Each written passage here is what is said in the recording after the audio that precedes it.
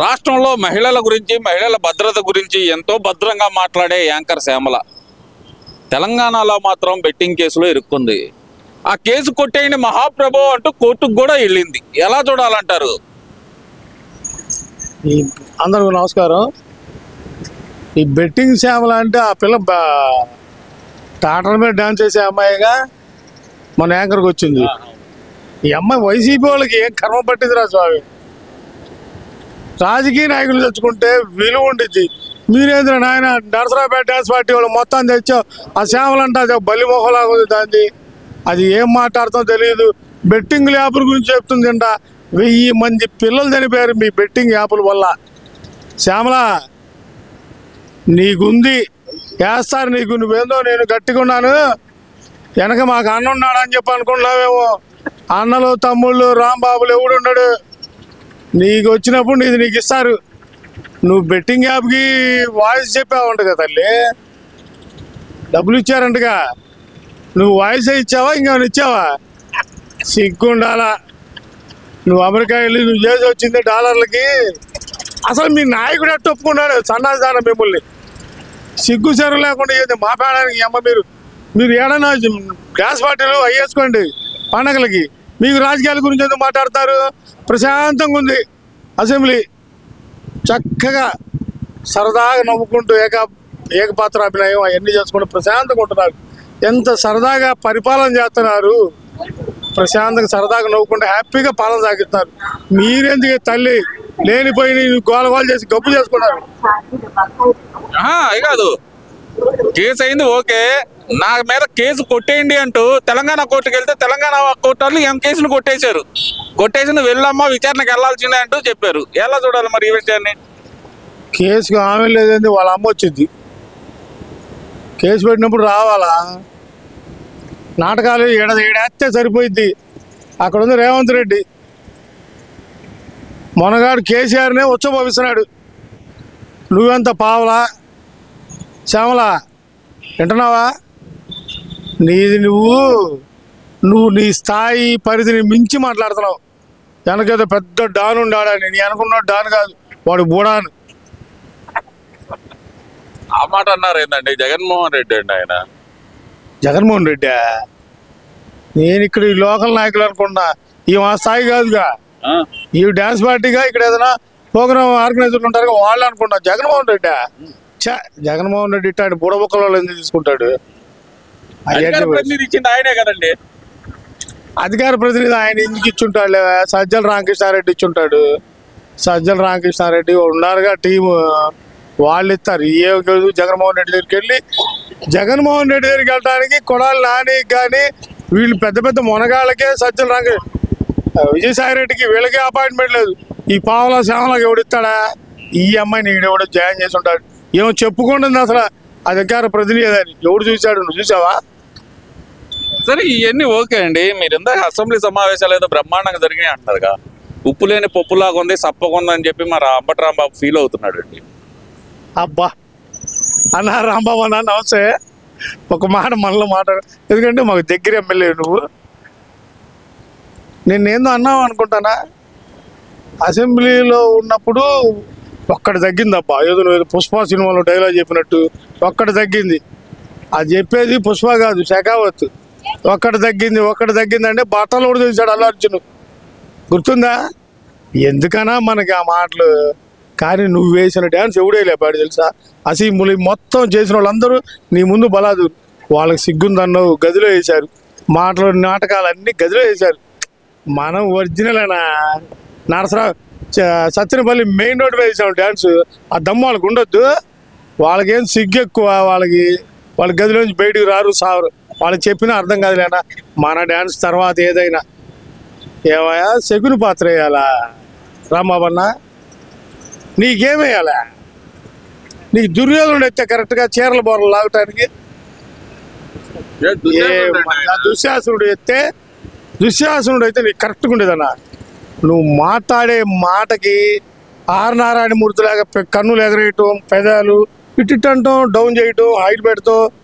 ఈ పిచ్చి మాటలు మానుకోండి రాంబాబు గారు. ఎందుకు మనకు ఉపయోగం లేని పనులు. ఇప్పుడు మనకు పని లేదు. మీరు చేయాల్సిన పని మీరు చేయండి. మీరు చేయాల్సింది ఉంది.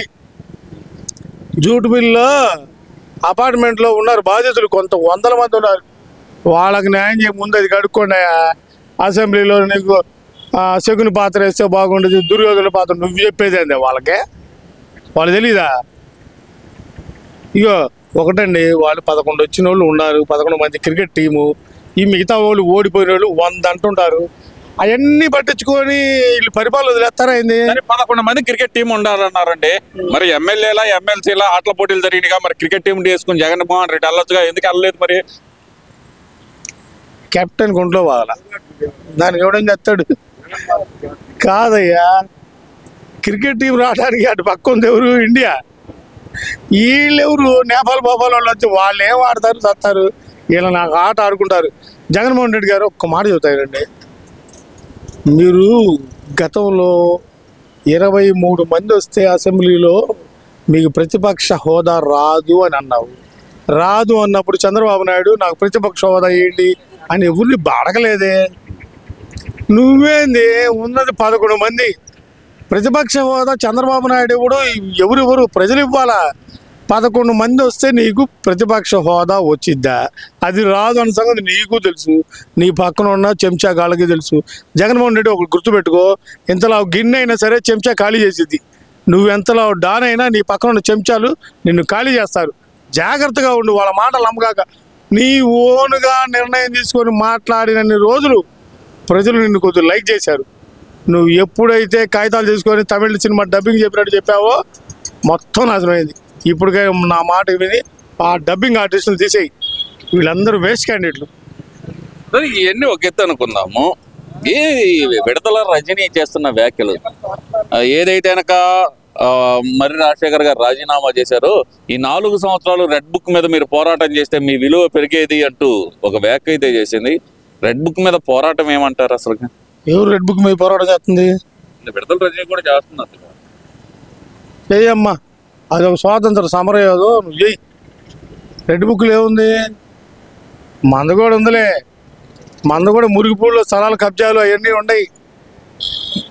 ఎక్కడ మొక్కను తీసుకొచ్చి మా పుల్లారావు గారిని అనాలమ్మా, నిన్ను కాదు, తీసుకొచ్చి అమ్మడి పెట్టుకొని ఒక్కసారి పెద్ద ఆయనతో ఒక్క మాట్లాడిచ్చని చెప్తే తీసుకొచ్చి చెబితే జగన్ అమ్మ నా బూతులు తిట్టావు నువ్వు.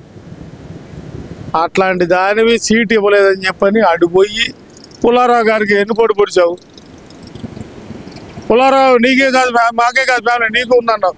నీ ఫ్యామిలీ ఉంటే ఉపయోగం ఉడికి నువ్వేడు అమెరికాలో సాఫ్ట్వేర్ చేసుకునే దానివి. ఏడకి వచ్చి మాది పురుషోత్తపట్నం, ఏదో పురుషోత్తపట్నం వాళ్ళందరూ ఇరిగిపోక నువ్వు. నీ మూలాన్ని పురుషోత్తపట్నం విలువ పోతుంది. నువ్వు ఎప్పుడన్నా ఉండవా పురుషోత్తపట్నంలో? నిద్ర చేసావా? ఎందుకమ్మా నీ మాట్లాడేది? వచ్చావా, రాజకీయం చేసావా, వెళ్ళిపోయావు, అంతవరకు అయితే బాగుండేది. నీకు ఒకసారి గుర్తుపెట్టుకో, అధికారం అన్నప్పుడు జగన్మోహన్ రెడ్డి మోహన్ చూసి ఓట్లేశారు మీ అందరికీ. విడిగా మిమ్మల్ని చూసి ఎప్పుడు ఒక్క ఓటు పడదు. జగన్మోహన్ రెడ్డి మోహన్ చూసి ఓట్లు వేశారు, గెలిచారు, ఓడిపోయారు, ఇక రారు. గుర్తవుతుందా? అర్థమవుతుందా? రెడ్ బుక్ అన్నావా, అది జరిగిద్ది. మీ అందరికి వేస్తారు. కొబ్బరి నూనె డబ్బా రెడీగా ఉంది, ఏం తొందరపడబాకండి. ఎవడు చిలకలూరుపేట రావాలంటే ముందు కొబ్బరి నూనె డబ్బా ఇటు నుంచి రావాలిగా. నిన్ను నమ్ముకొని మొనగాడు ఎంకన్నా మర్రి రాజశేఖర్ పక్కన పెట్టాడు జగన్మోహన్ రెడ్డి. రాజశేఖర్ గారు ఆమె ఎక్కడ ఎన్ఆర్ఐ, వచ్చిద్ది వెళ్ళిపోద్ది.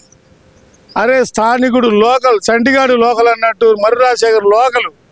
మొనగాడిని వదిలిపెట్టావు. ఇండిపెండెంట్గా పోటీ చేసి గెలిచిన వ్యక్తి అతను. ఆయన్ని పక్కన పెట్టి ఏమన్నా నమ్ముకొని ఇచ్చావే. ఇక రజనీకి ఎవడన్నా ఓటు ఎత్తాడా? ఏమండి అసలు అంటే మేము అన్నామని కాదు, కానీ ఆమె తెచ్చి గుంటూరులో వేసావు. అక్కడ ₹1 చెల్లిద్దా? మళ్ళీ ఏం మాట్లాడతావు? రాజకీయాలు మాట్లాడతావు. రాజకీయ అవగాహన లేదు మీకు. ఏదో 4 వీడియోలు చూసుకొని ఏదో రాజకీయం మాట్లాడితే సరిపోయిద్దా? రజనీ, నువ్వు చక్కగా మంచి బిజినెస్ ఉమెన్, నువ్వు అలా చేసుకోండి.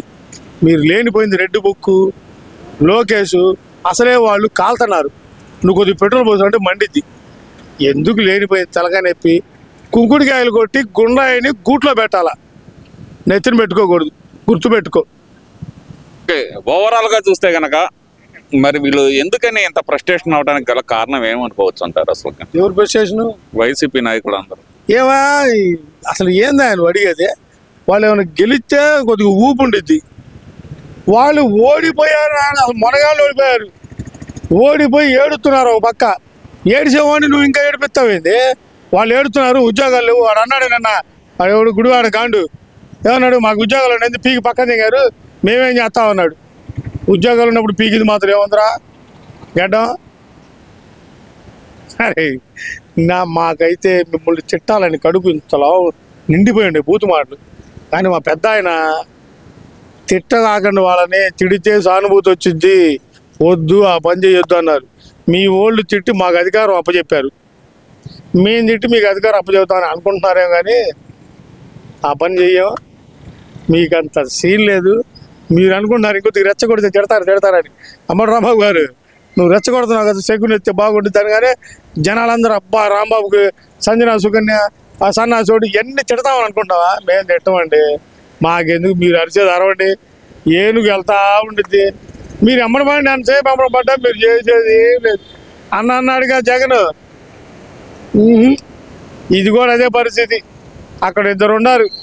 కానీ ఒకటి మాట గుర్తుపెట్టుకోండి, నిన్న అసెంబ్లీలో చంద్రబాబు గారు నవ్వటము, అలానే డిప్యూటీ సీఎం పవన్ కళ్యాణ్ గారు నవ్వటం, వాళ్ళిద్దరు చూస్తే నిజంగా ప్రతిపక్షం వాళ్ళకు కూడా కడుపు నిండిందా లేదా? అంత ఇంకా మండటం అంటే ఆ తర్వాత చూతలే ఉండు.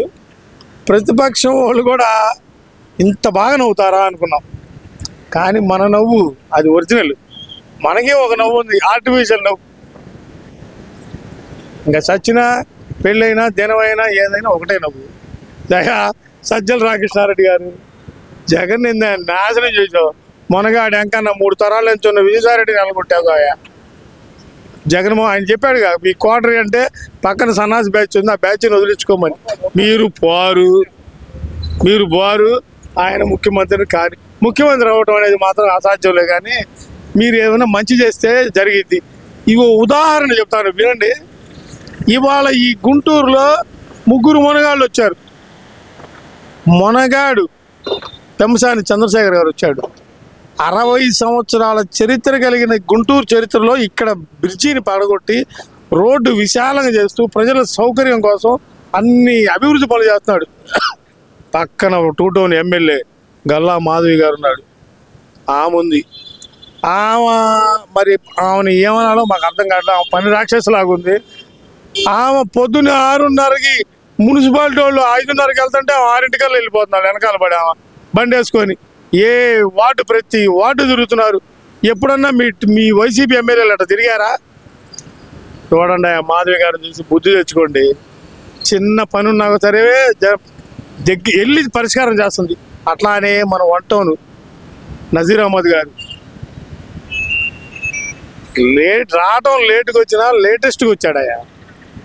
పనులు ఏ పని చేయాలని వెళ్ళి అడిగితే నువ్వు వెళ్ళిన 13 గంటల్లో పని మొదలు పెడుతున్నాడు లోకేష్ గారు ఆయన ఆదేశాలతో.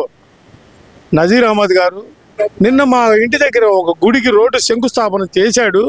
మరుసటి రోజు పొద్దున్నే రోడ్డు మొదలుపెట్టాడు. మరి వైసీపీ వాళ్ళకి ఏ రోగం వచ్చింది? ఈ పనులన్నీ ఎందుకు చేయలేదు మీరు? గుంటూరు చూడు ఎంత అభివృద్ధి చెందుతుందో. గుంటూరు అమరావతి రోడ్డు నుంచి ఏటుగురు వరకు ఈ మూల నుంచి ఆ మూలకైనా ఆ మూల నుంచి కరెక్ట్గా 4 నిమిషాలు వెళ్ళిపోతున్నాం. అంతంత పెద్ద రోడ్లు, విశాలమైన రోడ్లు వేస్తున్నారు. మీరేంద్ర స్వామి కనీసం ఒక బుట్ట మట్టి లేదు. మీరు గుంటూరుని ఎలా అభివృద్ధి చేస్తున్నారో అట్లానే రాష్ట్రం మొత్తం కూడా ఎంత అభివృద్ధి చేస్తున్నారో ఒకసారి గమనించండి. ప్రజలారా ఒకటి గుర్తుపెట్టుకోండి, ఈ రెచ్చగొట్టే వాళ్ళు, మందు ఇచ్చేవాళ్ళు, గంజాయి వాళ్ళు, తగాదులు, కేసులు, కోర్టులు వాళ్ళు అమ్మటుంటే మన బతుకులు అలానే నాశనం అవుతాయి. మన పిల్లలకి ఉద్యోగాలు, పరిశ్రమలు అన్నీ తీసుకొచ్చి మన సంక్షేమం, అభివృద్ధి చేసేవాళ్ళు కూటమి ప్రభుత్వం. వాళ్ళు ఉన్నంతకాలం మనకి ఇబ్బంది లేదు. మీరు వైసీపీని నమ్మితే మన పిల్లల భవిష్యత్తు నాశనం అవటం కాకుండా మన జీవితం కూడా నాశనం అయిపోద్ది. కాబట్టి మనందరం కూడా వైసీపీని వదిలేసేయండి. ఇంకా అయిపోయిన పెళ్ళికి మేళం అనవసరం. కూటమి నెంబర్ 1గా ఉంది. మన పిల్లలకి మన భవిష్యత్తులో ఇక్కడే వస్తాయి. ఏం ఇబ్బంది లేదు. కూటమిని మనం గెలిపించుకుందాం. వచ్చే సార్వత్రిక ఎన్నికల ప్రతి ఎన్నికలో కూడా మనం నిజాయితీగా గెలిపించుకుందాము. మన రాష్ట్ర అభివృద్ధికి మనం పాటుపడదాం. జై చంద్రబాబు.